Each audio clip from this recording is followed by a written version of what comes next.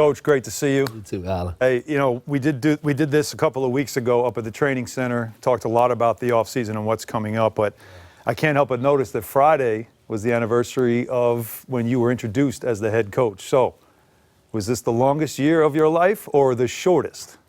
It was a long year, but it was not the longest. And I credit the guys for that. You know, the amount of effort they put into it, the work ethic, the positive attitude that they brought to it every day. And, you know, when you're raising some young kids, you see the growth. And so that's what got me up and got me going every single day. And so it was not as long a year as I've had before. You keep talking about it. It's amazing. You talk about raising kids. You talk about growth. Like, that's become a real part of your vocabulary as you've been talking about this team all along.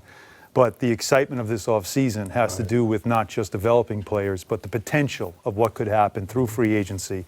Do you allow yourself right now to take a moment and think about potential lineups and just imagine what you might be able to put together before you even have a chance to talk to anybody in July? A little bit. Don't want to touch the money, do you? Yeah, a little bit. I try to keep myself in the present and what I can control and what I can focus on. So what I've tried to do is make sure I'm prepared for when we do meet with these guys and that I can show them the vision along with Scott and Steve and the organization and what we're trying to accomplish. I've been in the gym for a week with Kevin Knox already. I don't know if anybody's been in the gym in April, especially any of my buddies, my head coaching buddies. I know they're like, man, I'm out of here. But for some reason, Kevin and I both had the itch. And we can control that right now, and we got in the gym. And so we're just focusing in on those kind of things. I don't let myself drift too much into what might be. I was going to ask you exactly about that. I saw it on social media, a picture of you and Kevin Knox, I believe it was the training center, getting some work in, and that is not typical. But it was something that I know in exit interviews I'm sure you discussed with several players. Everybody needs that break, get some time off, rest. But to have him already back in the gym, what does that say? And did he reach out to you? Did you just happen to see him in the gym? How'd that go down? You know, it just happened. We started texting after one of the playoff games, and because we were planning on the week after to start really getting after. But I told him in the exit meetings, I said, listen, I'm going to grab you most of the summer one-on-one, just you and I. And so he was obviously up for that. And we were watching one of the playoff games, and I was like, all right, so what are you doing Monday? He's like, I'm free. So we both just said, hey, let's get in the gym. And we hit it right away. And, you know, to his credit, he's still in really solid shape. But he even, you know, just even in this week's workouts, his walk is different. I think he's got a little more confidence about him, knowing what's coming now instead of it being such a surprise to him. And we just really talked about building out his game and knowing his game and, okay, how do I get to that place and what am I doing when I get there? And a lot of that stuff are things that, you know, we talked to Bernard King about. You know, he's real systematic about how he scores and, you know, I think that connected with Kevin. And so we kept building off of that in the workouts and really bringing intensity to every rep from start to finish. And, you know, he really had a great week.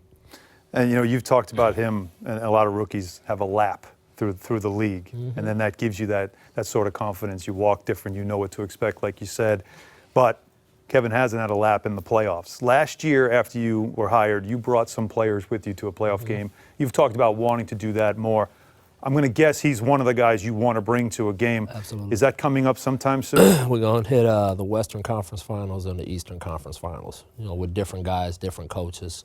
But we definitely want these young guys to feel that environment and the intensity that comes with it, the importance of each possession, you know, the importance of executing out of timeouts, finishing games, making free throws, all of those things that go into winning and in the most hostile pressure environment. And so, you know, you can't duplicate that, obviously, until you step out there and do it, but you do need to feel that and hear it. And, you know, like I said, the guys in Boston were hearing things that fans say that they never heard a fan say before. When you took them last year. And you sat baseline, right? No, we sat in the crowd. We sat up. No, we were up. Oh, I thought you were close to No, you brought them. Oh, wow. We were midway up. Now, how many people recognize you?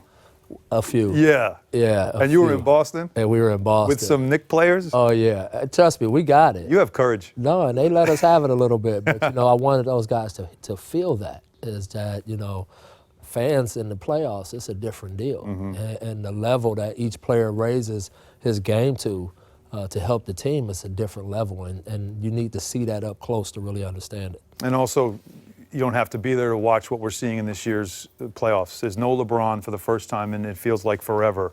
But you still have some superstars doing what they do, a James Harden, a Kevin Durant, Kyrie, name them. Kawhi's doing an unbelievable job with Toronto. But we're also seeing new faces. Jamal Murray, what he's doing with the Nuggets. Jokic, another player. Damian Lillard has really emerged. We've always known he's a good player, but he has emerged. C.J. McCollum, I can go on and on. Yeah.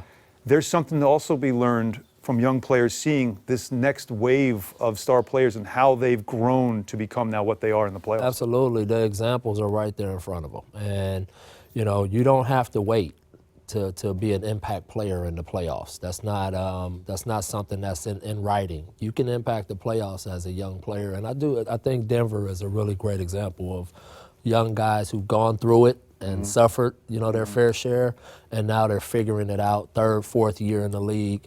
And it's fun to watch. They bring a different type of bounce to the game, a different energy to the game, and it's made the playoffs really exciting. C.J. McCollum said something after that 4 overtime game that really caught my attention, and it echoed what you had said a lot to several of your players, including Dennis Smith Jr., when he was asked about playing 60-plus minutes and, are you tired? How are you feeling? And he said, I'm fine. This is what I work for in the offseason. Right. This is why I get my rest, and this is why I work on my diet. Those are all things that you've hit on throughout this past season when it comes to your young players. You must have loved to have seen it, but I'm sure you want to take that interview and, hey, guys, this is what I'm talking about right here. He's the example. You already know I'm sharing that with the guys already, just because that's exactly right. He is a picture-perfect example of if this means a lot to you and you want to have the best edge, the best chance of winning, you got to check all of these boxes now, because guys are taking science and education and applying it to themselves, and it's making them go to another level. And if you don't keep up with the Joneses, that guy's going to have the edge on you. And so I'm trying to instill that in every single one of our guys, making that really a part of their lifestyle and them living those words. With young players, I think the question's been asked throughout this season, what you had to go through. I've said this on the interview we did earlier, how the record stays with you. Everyone else moves on from it. However, you were trying to develop a culture while also going through a lot of losing. What did you learn about doing that, and what's the evidence of the culture the development in the culture that you felt was existent at the end of the season? Well, I think our guys, the way they stuck with it, no matter what was going on, you never really seen a lot, saw them lay down. They kept battling. I think you could hear it in every interview. You never heard them go after each other. You never heard them blame. They just owned it and said, okay, we'll be ready for the next one. And like I said, behind the scenes, I wish fans could really see the work and the respect that they really have for the game. They get there early, they leave late. They're always on time. They're focused. They really get into the preparation. When you get them on the court, you don't have to prod them to get them to go hard. They really go hard and really work at it. And so for me, I kicked the record out the window. I'm not thinking about that right now. There's a lot of great coaches who have had great careers and great legacies that had seasons like that. So that to me is it's the first brick. And if that's what I have to sacrifice for the betterment of our group, so be it. I'll take that hit. But if what I think is to come is going to show up and come, it was all worth it.